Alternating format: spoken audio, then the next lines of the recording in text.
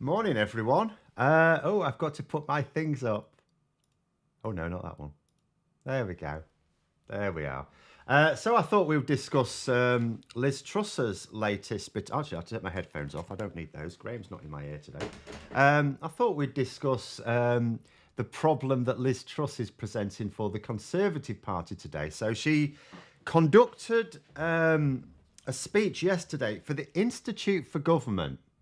Now, this is actually, by the way, very sensible organisation. In fact, if ever you are scratching your head about some weird government or parliamentary proceedings, the Institute for Government usually have an explainer on their website. So they're very good. I assume they've invited her along just because they invite former prime ministers and other senior members of the government along at various points. And maybe they would look like they were eschewing her if they did not. But it was all very bizarre. She said, for example, she didn't crash the economy. Now, I'll tell you where the problem is for the Conservatives, is that, first of all, she's pointing things out they would rather she did not. So if you think about what were some of the markers with Liz Truss's time in power that caused problems for the Conservatives, that caused them, for example, to lose a lot of vote share. I'm going to move my camera a bit that way because I'm going to have to put something up in a little bit. And one of them was the impact on the gilt market, which is UK government bonds. We just call them gilts in this country. And because investors were sort of abandoning them, in order to shore up the sales, you have to put up the yields. So Jump James said, Jeremy Corbyn crushed the economy, Phil. Do you know what? Interestingly, if we've mentioned Jeremy Corbyn, because I will actually argue that Liz Truss is basically now the Tories' Corbyn. And if the Tory party if they're not very, very careful, they're in trouble. But interestingly, so Liz Truss is not the first potential prime minister or party leader, should we say, to have suggested that we go ahead with a budget without following some basic fiscal rules. So there's a new book coming out by someone who was a Downing Street insider, and in it there's various little things coming out in the Guardian, and you know. In it, there's an allegation that Boris Johnson suggested issuing a budget without the OBR forecast. Because ultimately, this is what the problem was.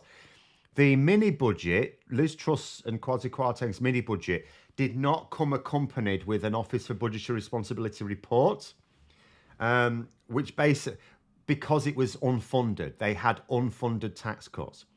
Well, according to this new book, and obviously, you know, we can't prove this. We're taking someone's word for it. But there's a suggestion that Boris Johnson did this. Now, I'll tell you what we do know for absolute certain is that Sajid Javid was being forced to do things that he wasn't prepared to do, which is why he quit and was then replaced by Rishi Sunak. So apparently, both Boris Johnson and Dominic Cummings were in favour of presenting a budget that wasn't costed, that hadn't had any analysis done on it, which of course would have done exactly what Liz Truss would have done. But Jeremy Corbyn also planned to do the same thing. You know, Jeremy Corbyn and John McDonnell were actually were a little bit better than Liz Truss because they were planning for major market disturbance of the type which sank Truss. And they were trying to come up with ways of dealing with it. I don't think there was any way to deal with it, by the way. But there we go. How did she get a PPE degree from Oxford? Because they're a piece of piss. It's one of those degrees. It sounds like there's lots of degrees you do if you want a particular career. So, you know, if you want to be a nurse, you do a nursing degree. That all makes sense. There's lots of degrees for people who want to go into specific careers, and the degree is basically made for them. And that's, you know, exactly what you want. So in theory, the idea of a degree, PPE, because it's for politicians, anyone who does that degree is interested in a career in politics. Not always an MP, but anyone who does it wants a career in politics. There's no other reason to do that degree. It's worthless otherwise. So it sounds like a really good idea. My problem with it is that there's, first of all, some of what you taught could be out of date. But the other problem is, what it means is, because so many people who do that degree do end up with a career in politics, because it's what they want to do, and a lot of them end up as MPs, you have a lot of MPs in Parliament who have this degree and who have a particular way of thinking. And interestingly, Liz Truss yesterday in her speech was saying, oh, it's not my fault. It's not my fault that all these terrible things happened. It's the fault of groupthink. Now, groupthink exists, of course, and groupthink is a problem, and groupthink will be a problem in the civil service, and groupthink will be a problem in government and all sorts, where you've got lots of people with a very similar background who've got a very similar way of thinking. Yes, groupthink is an issue.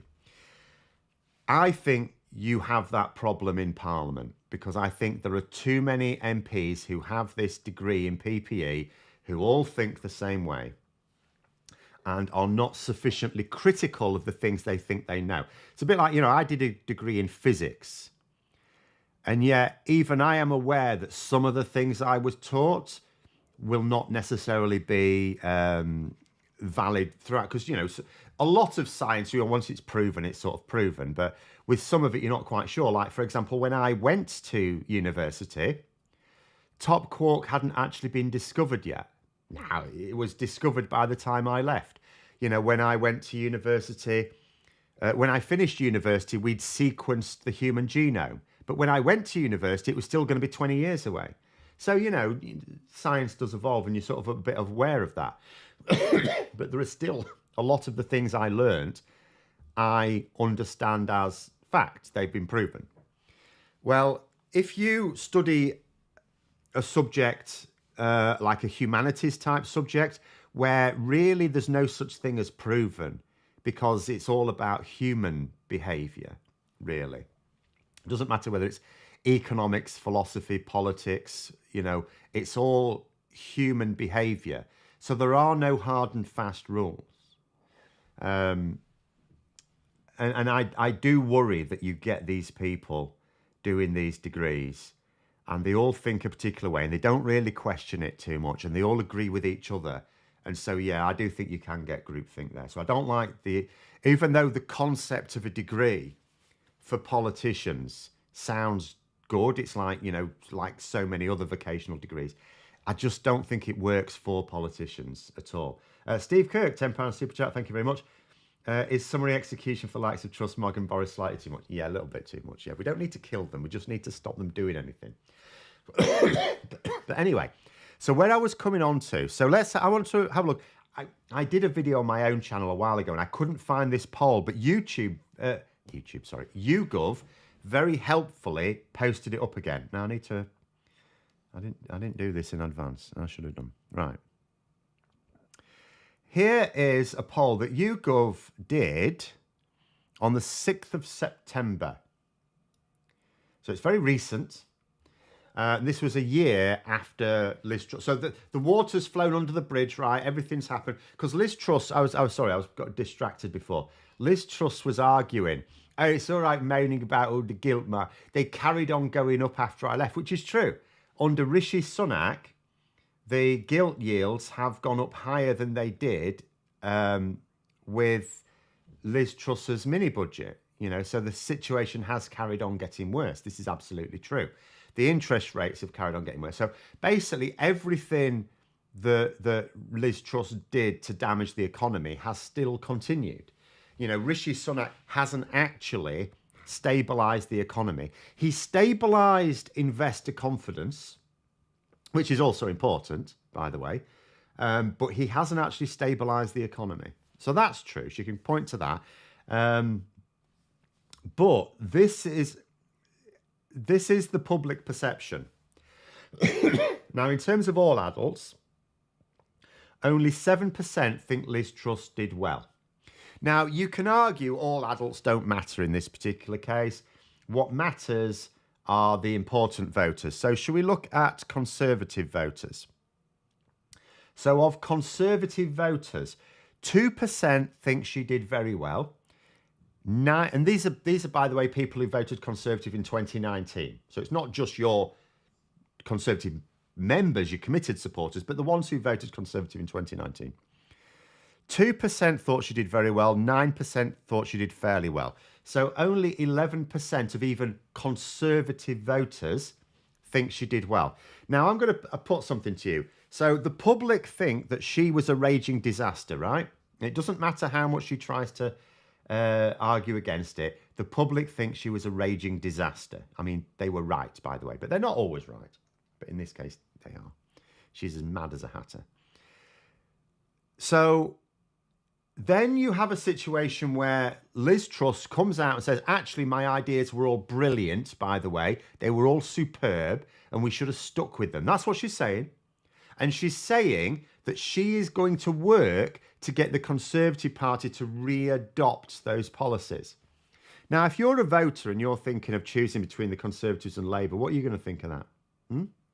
What are you going to think of that? Look at, I'll just actually do this super chat first before I carry on with that thought. Rachel Rees, thank you very much for £5 super chat. Phil, do I think Liz Truss will end up in the Reform Party, even leading it, as she continues her self-interested journey to the right? No, she wants to stay in the Conservative Party. And that is massively to Labour's benefit. Because if you look at this is why I say, like, you know, you could sort of in a way consider her to be like the Tories' Jeremy Corbyn. Look at the way the Tories have, for years, since Boris Johnson, but also with Rishi Sunak. What did they keep doing? Rishi Sunak at PMQs last week broke out the emergency Jeremy Corbyn defence, didn't he? Oh, you want to make Jeremy Corbyn Prime Minister. And they keep doing this whenever they can't fight back against Labour. It's like, oh, well, you want a Jeremy Corbyn to be Prime Minister. And it doesn't work. And the reason it doesn't work, it's not because Jeremy Corbyn is suddenly more popular amongst voters. It's just that he's not even a Labour MP. He's in the Labour Party, but he's not a Labour MP. And the public can see that he, not only is he not going to be deciding Labour policy, but he's not going to be like, there's no danger. Like, there's no danger at all. Whatever it is the public thought Jeremy Corbyn would do that would be so terrible is not, Labour have completely disowned it. It's gone. Whereas the Conservatives have not done so with Liz Truss. Like, I saw a Tory candidate, and I think I saw a backbencher as well attacking what Liz Truss was saying. And I've seen, but I'll tell you what I haven't seen. I haven't seen the leadership attacking what she's saying. Like, whenever the Conservatives have tried in the early, they haven't had to do it for a long time now because it's sorted. But in the early days when they tried to link Starmer with the toxic elements of Corbynism, he just disowned them completely, loudly, to the annoyance of some people who supported many of Corbyn's policies. But unfortunately, it's just the way it has to work. You know, once something is toxic with the public, you have to disown it. You have to move away from it. The Tories aren't doing it. So Liz Truss is saying all these things. So if you're a member of the public, and it's getting reported on. They're seeing it. It's getting reported on. And they're looking at it thinking, well, if the Conservatives still like these ideas, and if no one's attacking them, they will think the Conservatives, what they'll think is that the Conservatives recognise that what she did they wanted, but they didn't get away with it. But it won't stop them trying again, because the Conservative Party are not saying anything along the lines of, no, what she did was completely wrong and we're dead against it. Like, even Rishi Sunak, who, while he was fighting for the leadership against Liz Truss, was quite happy to say that her economic plans would be ruinous, he should be able to come out and say, well, I was right. But he's too cowardly. Joe's saying that groupthink, where people hold on illogical set of ideas that fail in contact with reality, like trickle-down economics, the market being a good judge of policy, etc. Well, I mean, they're not always illogical. But groupthink is just the idea that you end up with a lot of people who have a particular way of thinking involved in decision making. And the problem is you've too much confirmation bias. Whereas you need people, when you've got decision making to be done, you need people with different ways of thinking. Absolutely essential.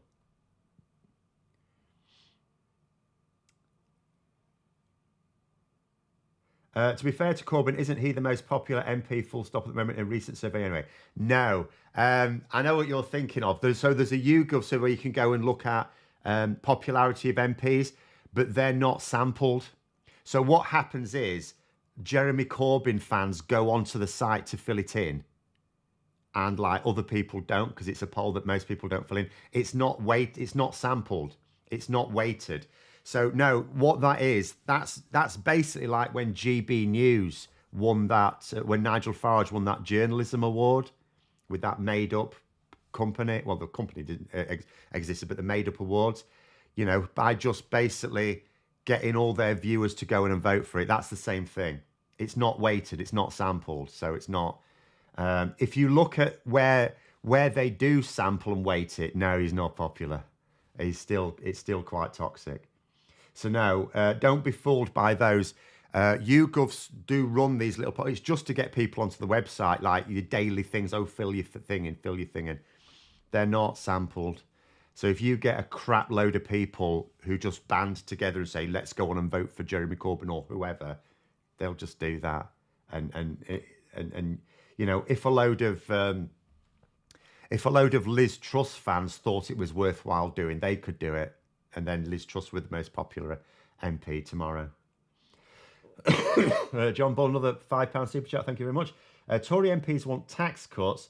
I wonder what level of cutting the basic rate would compensate working people for the increased cost of living they've caused. Can't be done. It literally can't be done. I mean, you know, if you think about someone on minimum wage, then, you know, you could actually abolish tax and you still wouldn't be compensating them, really. This is the thing. And what they're looking for is about 2%. And a 2% will cost a lot. And I'll tell you how they're trying to do it as well, because they really want to do it. There's a lot of Tory MPs really pressuring Hunt and Sunak to do it. So what's come out so far in terms of what they're trying to do, first of all, they're trying to claw back budgets. So I was reading early on, like with the NHS, so they've already not given the NHS enough. In real terms, like Rishi Sunak's, we've given it an extra, whatever, £200 million this winter. It's like, no, you haven't, because in real terms, you've given them cuts. They've got they've got less money this year than they had last year when you take inflation into account, as well as obviously the extra cost of the salaries, the pay awards that they have agreed, like with nurses. So, no, they've got real terms. But apparently Tory MPs are trying to claw back some of the money already allocated to the NHS. So they're actually trying to they've said, oh, we've given this money to the NHS. And it's like, well, okay, that's a real terms cut. But also, after claiming they've given this money to the NHS and it's on the budget and it's official figures, they want to claw some of it back. They also want to reduce, or rather, they want to fail to bring benefits in line with inflation, which is obviously ruinous. BUFU,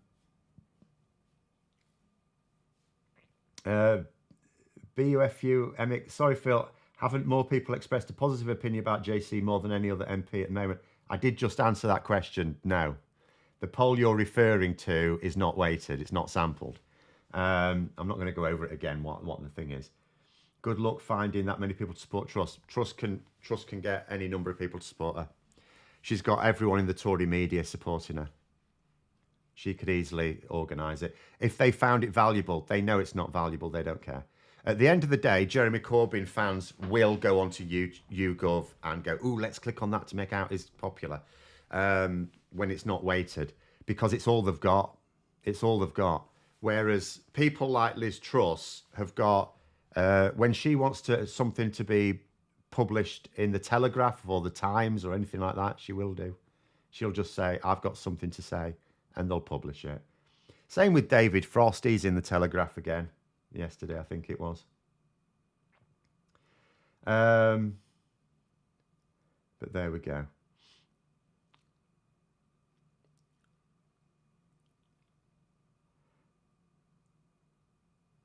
1% thought she did a good job. Well, 1% thought she did very well. There's like 7% thought she did well, which is basically a good job. Yeah, I mean, all I would say though is someone pointed out when this poll first came out that don't be worried about the fact that 1% of people thought that she did very well. 3% of people think the earth is flat, right, in this country. So there are 3 times as many flat earthers in this country as there are people who think Liz Truss did very well. But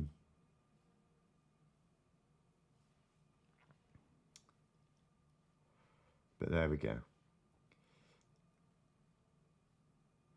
1p tax cuts cost 5 billion, equates to £75 to someone on 20,000, 350 to someone on 50,000.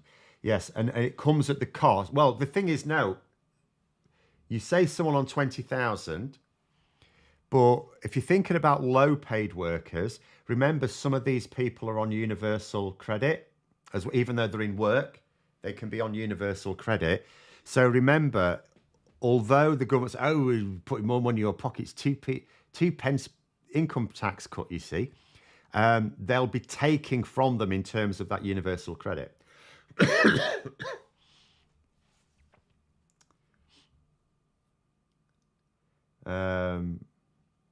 Truss was trailing in 3rd place behind Sunak and Mordaunt in the Tory leadership race, and then the Daily Mail went nuts for it. No, it was nothing. No, in terms of for MPs, there were 2 types of MPs who backed Liz Truss. Right, the first type were the ones who actually genuinely backed Liz Truss. They believed in this tax cutting nonsense, right? Or for whatever other reason, just wanted it, whether they believed it or not. The second type were those who were backing Boris Johnson, because Boris Johnson's allies, remember, wanted Boris Johnson back. So Boris Johnson was forced out. So then he wanted them to go for Liz Truss because he knew that she would crash and burn because she's mad. Even Boris Johnson recognised that she's as mad as a box of snakes. So that's why Liz Truss came from seemingly almost nowhere. It was basically support for that. Now, what Rishi Sunak probably should have done, although you could argue from his point of view it's worked out in the end, is you could argue he should have got some of his supporters to back Penny Mordaunt.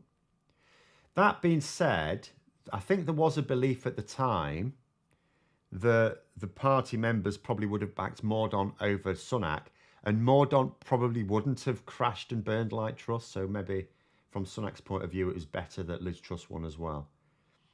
But you know, the membership will always back the craziest candidate. Well, not say crazy. That's not always fair because they're not always crazy. Shall we say the most extreme candidate?